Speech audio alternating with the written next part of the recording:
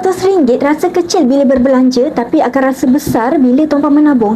Keajaiban akan berlaku bila tuan-puan mula menabung. Dapat tambah tabungan beberapa ratus sebulan sebenarnya besar maknanya. Di sini saya belajar sesuatu. Siapa yang mula menabung, dia akan lebih hargai setiap duit yang dia dapat. Keinginan dia untuk berbelanja makin berkurangan sebab dia rasa seronok bila tengok tabungan yang bertambah. Jadi mereka yang dah mula menabung, kebiasaannya mereka tak perlu nak tunggu dapat duit yang banyak untuk rasa bersemangat.